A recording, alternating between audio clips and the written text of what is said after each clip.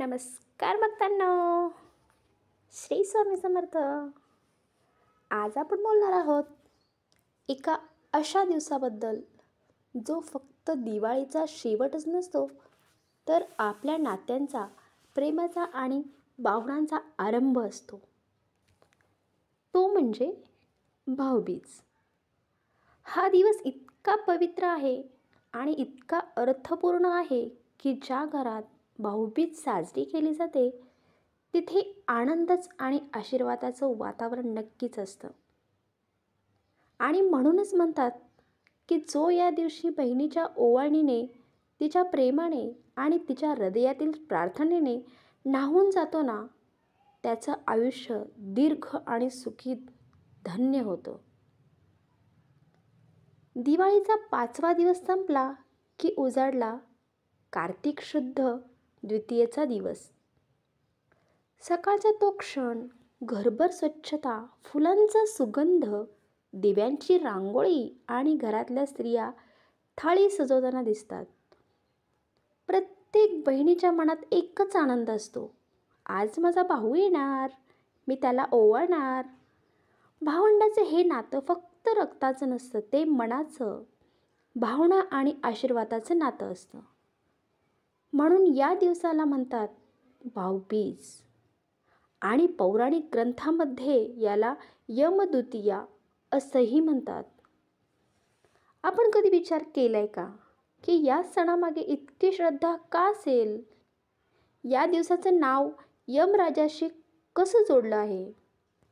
याचं उत्तर त्या सुंदर पौराणिक कथेत दडलं आहे, जी आपल्या संस्कृतीच्या खोल मुळामध्ये रुजलेली आहे.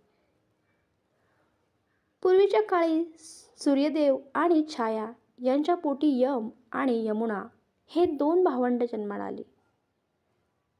दोघांचं नातं खूप गाढ होतं. यमुना नेहमी भावाला आपल्या घरी येण्यासाठी बोलवायची, पण यमराज मृत्यूचा देव असल्याने तो कुणाच्या घरात सहज जात नसे, कारण त्याचं नाव घेतलं की लोकांना भीती वाटायची.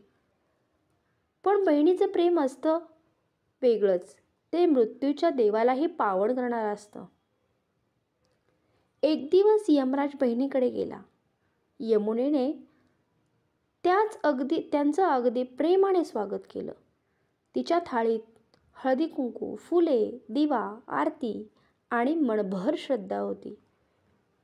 तिने भावाला ओवाळलं, टिळा लावला, भोजन घातलं आणि भावाच्या आयुष्यासाठीच नव्हे तर सर्व भावांच्या दीर्घायुष्यासाठी प्रार्थना केली. यमराज त्या बहिणीच्या प्रेमाने इतके प्रसन्न झाले की त्यांनी तिला वर मागितला आणि म्हणाले, बोल, तुला काय पाहिजे? त्यावर यमुना म्हणाली, मला काही नको भावा, पण एक वचन दे. काय म्हणाली? मला काही नको भावा, मला एक वचन दे. दरवर्षी या दिवशी तू माझ्या घरी ये आणि त्या सर्व बहिणी ज्या या दिवशी आपल्या भावांना ओवाळतील त्यांना मृत्यूची भीती कधीच वाटू देऊ नको. यमराज हसले आणि म्हणाले, तथास्तु. तेव्हापासून हा दिवस यमद्वितीया म्हणून पवित्र मानला जाऊ लागला. म्हणजेच आपल्या भावंडाच्या प्रेमाचा, आशीर्वादाचा आणि सुरक्षतेचा दिवस आहे हा. त्या दिवसानंतर कित्येक युग गेली, पण ती भावना अजूनही तशीच जिवंत आहे. आज प्रत्येक बहिणी आपल्या भावासाठी ज्या श्रद्धेने टिळा लावतात, ती फक्त विधीच नसते, ती एक प्रार्थना असते. त्या क्षणी तिचं हृदय देवासमोर विनवणं करत असतं, माझा भाऊ सुखी राहो, त्याचं आयुष्य लांब राहो. आणि तो भावंड त्या दिवशी बहिणीच्या डोळ्यातील प्रेम पाहतो आणि त्याला कळतं, जगात सगळ्याच्या आयुष्यात जे नाते सगळ्यात शुद्ध आहे ते म्हणजे आपल्या बहीण भावाचं नातं. या दिवशी घरात विशेष सजावट केली जाते. लहान बहिणींच्या चेहऱ्यावर एकच आनंद, भावाला ओवाळायचा. त्याचं आवडतं जेवण बनवायचं. मोठ्या बहिणीने काळजीने, प्रेमाने सगळं जुळवतात. भावांनी भेटवस्तू तयार ठेवलेल्या असतात, कारण हे फक्त एक देणं घेणंच नसतं, हे आहे आदर आणि प्रेमाचं देणं घेणं. भाऊबीजेच्या दिवशी सकाळी लवकर उठून स्नान केलं जातं. घर स्वच्छसुद्धा केलं जातं. रांगोळी काढली जाते. नंतर देवी लक्ष्मी आणि यमुना यांची पूजा केली जाते. त्यानंतर बहीण थाळी सजवते, त्यात दिवा लावते. फुले, मिठाई, फळं, रोली, अक्षता आणि आरतीचं थाळ असं सजलेलं असतं. जेव्हा भाऊ त्या जागेवर बसतो ना, तेव्हा बहिणीच्या चेहऱ्यावर जे तेज असतं ना, ते खूप काही वेगळंच सांगून जातं. ती टिळा लावते, आरती करते आणि म्हणते, तुला दीर्घायुष्य लाभो, सुख समृद्धी लाभो आणि स्वामी समर्थांची कृपा तुझ्यावर सदैव राहो. यावेळी काहीजण यमुना नदीचं पूजन करतात, काहीजण घरातच ती प्रतिमात्मक पूजा करतात. कारण मान्यता अशी आहे की यमुना हे नातं पवित्रतेने जोडलेलं गेलं आहे. जे बहिणीने आपल्या भावाला टिळा लावलं, ती बहीण यमुनेसारखी पावन मानली जाते आणि तो भाऊ यमराजासारखा शक्तिशाली आणि आयुष्याने दीर्घ असणारा असतो. यावर्षीची भाऊबीज म्हणजेच 2025 साली भाऊबीजेचा दिवस हा 23 ऑक्टोबर 2025 वार गुरुवार, कार्तिक शुद्ध द्वितीया तिथी 22 ऑक्टोबर रात्री 8:16 सुरू होते आणि 23 ऑक्टोबर रात्री 10:46 राहते. म्हणून पूजा आणि टिळक करण्यासाठी उत्तम वेळ म्हणजे दुपारी 1:15 3:30 आहे. या वेळेत ओवाळणी केल्यास यमुना आणि यमराज या दोघांची कृपा भावंडावर होते, असे शास्त्र सांगतं. या दिवशी एक महत्त्वाची गोष्ट सांगितली जाते की ज्या घरात भाऊ नाही तिथे बहिणीने काय करावं. तर अशा वेळी बहीण देवासमोर यमुनेची मूर्ती ठेवते आणि त्या देवांना ओवाळते. ती प्रार्थना करते की देवा, माझ्या भावाच्या रूपात तू आहेस. किंवा ज्या मुलींचा भाऊ नाही त्या मित्र, मावस भाऊ किंवा नातेवाईक भावाला ओवाळतात, कारण भावना रक्तापेक्षा मोठ्या असतात. हा दिवस शिकवतो की नातं फक्त शरीराचंच नसतं, ते मनाचं असतं. जगात प्रत्येकाला एक असं नातं हवं असतं जिथे प्रेम निर्हेतुक असतं. भाऊबीज आपल्याला हे शिकवते की आपल्याला कोणाच्या रक्षणाची जबाबदारी घ्यावी लागते. बहीण आपल्या भावासाठी प्रार्थना करते आणि भाऊ तिला आयुष्यभर सुरक्षित ठेवण्याचं वचन देतो. या दिवशी बहिणींच्या हातातल्या ओवाळणीच्या थाळीत फक्त मिठाई नसते, ती असते प्रेमाची ओवाळणी.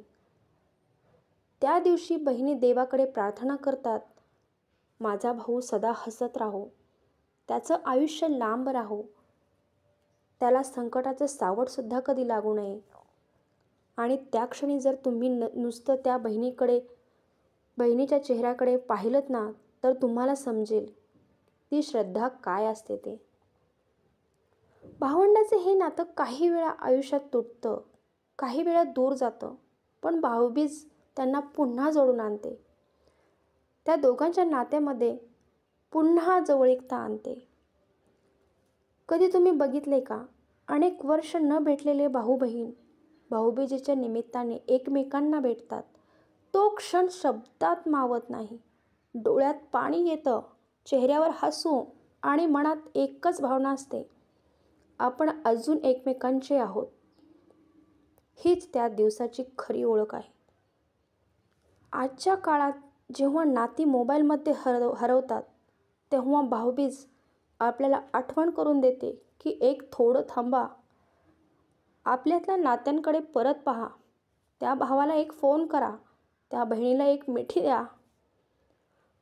हा सण फक्त परंपरेचा नाही तर मनाचा आहे. त्याचं महत्त्व हे आहे की जेव्हा तुम्ही भावाला टिळा लावता किंवा बहिणीला भेट देता, त्या क्षणी विश्वातल्या प्रत्येक सकारात्मक शक्ती तुमच्या भोवती काम करत असते. स्वामी समर्थ महाराज सांगतात, भावना जिथे खरी तिथे देवाचा वास असतोच. म्हणून या दिवशी जे काही केलं जातं ते प्रेमाने मनापासून केलं पाहिजे. दिवाळीचा शेवट हा प्रकाशाने नव्हे तर भावनांनी होतो आणि म्हणूनच भाऊबीज हा त्या प्रकाशाचा शेवट असतो आणि सर्वात तेजस्वी किरण आहे. आज तुम्ही हे ऐकत आहात. तुमच्याही मनात कदाचित कोणीतरी असेल, तुमचा भाऊ, तुमची बहीण कदाचित दूर राहिलेली असेल, कदाचित देवाघरी गेलेलं सुद्धा. पण विश्वास ठेवा, त्याचं प्रेम अजून तुमच्या सोबत आहे. भाऊबीजेच्या या दिवशी मनापासून त्यांना आठवा. त्या आठवणींमध्ये स्वामी समर्थ महाराजांची कृपा दडलेली आहे. कारण जिथे प्रेम तिथे परमेश्वर, आणि जिथे भावना तिथे कृपा, आणि जिथे भाऊबीज तिथे नातं, जे कोणत्याही युगात तुटत नाही. शेवटी एवढंच म्हणेन, या भाऊबीजेच्या दिवशी तुमच्या सर्व भावंडांना प्रेमाने आठवा. ज्यांचं कोणीतरी नाही त्यांना आपणच भाऊ किंवा बहीण मानूयात. स्वामी समर्थ महाराज तुमच्यावर आशीर्वादांचा वर्षाव करतील आणि तुमच्या घरात सदैव सुख, शांती आणि सौख्य नांदेल. चला तर मग भक्तांनो, या पवित्र भाऊबीजेच्या दिवशी फक्त ओवाळणी नाही तर मनाने एकमेकांना आशीर्वाद देणं, प्रेम देणं आणि जिव्हाळा जपणं हेच खरं सणाचं सौंदर्य आहे. आपण कितीही दूर राहिलो तरी नातं मनात असेल ना तर अंतर काहीच महत्त्वाचं राहत नाही. भाऊ आपल्या बहिणीचं रक्षण करतो, पण बहीणसुद्धा भावासाठी मनापासून प्रार्थना करते. ही दोघांची भावना म्हणजे खरी ओवाळणी असते. आजच्या या दिवशी स्वामी समर्थ महाराज आपल्या सगळ्यांवर कृपा करो. ज्यांच्या आयुष्यात नाती तुटलेले आहेत ते पुन्हा एकत्र येवोत आणि ज्या भावंडाचे प्रेम आहे ते आयुष्यभर असंच टिकून राहो. चला तर मग, ही कथा तुम्ही शेवटपर्यंत ऐकलीत यासाठी मनापासून धन्यवाद. जर तुमचंही असंच कुठलं तरी नातं असेल तर हा व्हिडिओ त्यांच्यासोबत नक्की शेअर करा. भाऊबीजेचा आशीर्वाद फक्त एका भावंडापुरता नाही तर प्रत्येक नात्यासाठी आहे, हे लक्षात ठेवा. आता आपण पुढच्या व्हिडिओत भेटू एका नव्या कथा आणि नव्या आशीर्वादासोबत. तोपर्यंत आपल्या मनात एकच नाम जपूयात, श्री स्वामी समर्थ. भाऊबीजेच्या सर्वांना हार्दिक शुभेच्छा.